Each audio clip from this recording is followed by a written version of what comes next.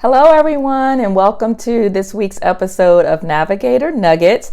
I hope that you all had an amazing and safe Thanksgiving holiday. I hope that you were able to enjoy it safely with your family, either with those in your household or perhaps remotely on Zoom or FaceTime. So Thanksgiving was actually another holiday known as National Family Health History Day. And while I didn't have the opportunity to record a video prior to Thanksgiving, I still want to share this information with you because we are in the holiday season and there will be many more opportunities for you to gather in person and remotely with your family members. So National Family Health History Day really just magnifies the importance of knowing your family history. So I have a question for you. Do you know your family history? Are you intimately familiar with the health conditions that run in your family? Let's talk about it. Let me introduce myself briefly for those who may be watching for the first time. My name is Dr. Nicole Rochester. I am a board-certified pediatrician, an author, a speaker, an independent health advocate, and the CEO of Your GPS Doc. I help patients and their family caregivers navigate this complicated healthcare system. So let's get back to National Family Health History Day. It is really important that you know your family health history. Now, I know in some communities, like in the Black community as an example, sometimes we don't like to talk about our family history. Sometimes people keep certain things secrets, and that is extremely detrimental. We need to know the conditions, both physical and mental, that run in our family. And why is that important? Why do we need to know these things? Well, the reason we need to know is that some of the health conditions that are in members of your family may also put you at risk for those same health conditions. There are certain things that literally, when we say run in families, we mean that you are more likely to have a certain condition if a member of your family has that condition. And the reason that that's true is that there are many health conditions and diseases that run in families, not just because of pure genetics, although that's part of it, but we not only share genes with our family members, but we also share physical environments with our family members, and we also tend to share lifestyles with our family members. So in many cases, if you look at things like heart disease as an example, or diabetes, those conditions are impacted both by genes, but they're also impacted by lifestyle and by your environment. So if you live in a house with, your mom or your dad or, the family that you were raised in, chances are you are eating the same foods that they are eating. You may be engaging in some of the same exercise routines or not. And you may be exposed to certain environmental toxins in that particular area, that particular neighborhood, in the water that you drink and the foods that you consume, in addition to the fact that you share genes with those individuals. So you'll notice that when you go to the doctor, particularly if you're going to the doctor for the first time and they're having you fill out all those annoying forms, on those forms, they always ask you about your family history. Now, all of your family history is important, but the most important is going to be what we call your first degree family relatives. And what do I mean when I say a first degree family relative? A first degree relative is an individual who shares approximately 50% of your DNA, or you share approximately 50% of your DNA with them. So when we talk about first degree relatives, we're talking about your parents, we're talking about your siblings, and we're talking about your children. Those three types of individuals, your parents, your siblings, and your offspring or your children, share about 50% of your genes. And so things that run in those family members or conditions that those family members have, it doesn't mean that it's a guarantee that you are going to get it, but you are at increased risk for developing the diseases and the chronic health conditions that those individuals have. Now, your family history is also important as it extends to what we call second degree relatives. And your second degree relatives are individuals with whom you share about 25% of your genes. And so those are going to be your grandparents, your aunts, your uncles, your nieces, and your nephews. Once we get beyond that into third and fourth degree relatives, there's less of a chance that those conditions are going to be relevant when it comes to your own health history. Okay, so you really want to make sure that at a minimum, you know the family history of your parents, your siblings, and of course, I would expect you to know the family history of your own children.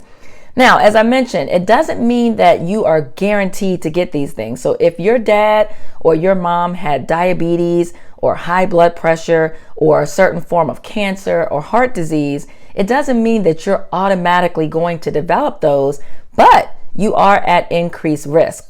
Similarly, if they don't have those things, it doesn't mean that there's no chance that you can get it. So you can have family members, parents, and siblings who are completely healthy, and that doesn't mean that you are at zero risk for developing things like diabetes or stroke or heart disease. And we know that this is true, right? Because as I already mentioned, those conditions are not just impacted by your genes. There's a very complex relationship between the genes that we inherit as well as our lifestyle, the foods we eat, whether or not we exercise, and how we take care of ourselves and our bodies. But that family history is incredibly important, okay? Now, the other reason it's important for you to know is not just so you know, like not doom and gloom, like, oh my gosh, everybody in my family got diabetes before they were age 40, or everybody in my family died from a heart attack before they were 60. It's not doom and gloom. The reason that I want you to know this is because there's something that you can do about it. There are risks that you can actually mitigate. So if you know that you have a strong family history of heart disease, as an example, then there are things that you can and should do to start to mitigate that risk. You need to pay very close attention to your diet. You need to pay very close attention to your exercise and your physical activity. You are not someone who should skip checkups and who should skip those important screening tests. And furthermore, if we physicians know that you have a strong family history of a particular condition, that is going to influence the screening that we recommend. So we all are aware that Chadwick Boseman died in his early 40s from colon cancer. I don't know Mr. Boseman's family history, but what I do know is that if you have a strong family history of colon cancer, that's just one example where the standard recommendations for when to start screening, when to get that colonoscopy, don't apply to you. And your doctor should be recommending that you be screened for colon cancer earlier than age 50, just as an example. Another example is breast cancer. So if we know that you have a family history of breast cancer, then your doctor will likely recommend that you start getting those screening mammograms earlier than the age that's recommended for everybody else. So there are things that we can actually do to help offset the risk of some of these conditions that we may be prone to inheriting from our family members. So it's really, really important that you know this information, because there are things that you and your doctor can do about it. So you want to know about things like heart disease, heart attacks and strokes. You want to know about things like diabetes. You want to know about things like high blood pressure. You also want to know about cancers. There are certain cancers that are more likely to run in families. So you want to know about breast cancer. You want to know about colon cancer. You want to know about brain cancers, really any type of cancer. And then there are some conditions that we know very specifically are genetically inherited. Things like sickle cell disease, as an example, things like cystic fibrosis. If there is a family member who has a very rare condition, that's something that you want to pay very close attention to, because that could be something that is genetically related. If there is a family member who got a condition that normally you would get later in age, but they got it at a young age, that's also something that you want to pay very particular attention to. Or if there's a family member that died at a very early age from a certain condition, those are things that you want to pay very close attention to. So why is Thanksgiving Day National Family Health History Day? That is not by coincidence. The reason is that, pre-COVID-19 pandemic, We know that Thanksgiving Day is a time when families tend to gather in person and when you tend to spend a lot of time with each other. So what better time than to discuss your family history? We often don't think about that, right? We don't often focus on our health when we are gathering for the holidays. Whenever you have an opportunity to talk with members of your family, whether it's in person, whether it's on the phone, whether it's on a family Zoom call, you should consider taking advantage of that quality time and just begin to ask questions about the family history. Ask questions about, that grandparent that died that no one talks about. Ask questions about the conditions that your parents have. Ask your siblings if they've had a recent checkup and if there's any new diagnoses that they have. We're not doing this to pry. We're not doing this to be nosy. We're doing this so that all of us can stay as healthy as possible. So I hope that your family members will be open to having these discussions, even though Thanksgiving is over. Again, the rest of the holidays are coming upon us. So I encourage you to take advantage of the future holidays, but you don't have to wait for a holiday. You don't have to wait for National Family Health History Day.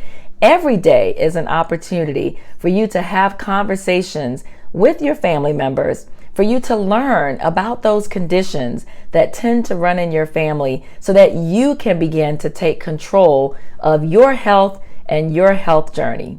All right, so I hope that this has been helpful. I hope that all of you had an amazing Thanksgiving. I wish you peace and blessings as we begin to celebrate the rest of the holidays that are to come. Please continue to stay in your homes as much as possible. Please, please, please wear your mask and wear it properly. Wash your hands frequently. Physically distance at least 6 feet when you are out in public. We will get through this if we all take it seriously and if we all do our part. All right, you guys, so that's it for today's episode of Navigator Nuggets. If this is helpful, I ask that you like this video. Make sure that you subscribe to my channel so that you get notified for future videos. Give this video a thumbs up and share it with someone in your life. Share it with someone in your family who can benefit from this information. Again, I'm Dr. Nicole Rochester, founder and CEO of Your GPS Doc. Take care and be well. Until next time.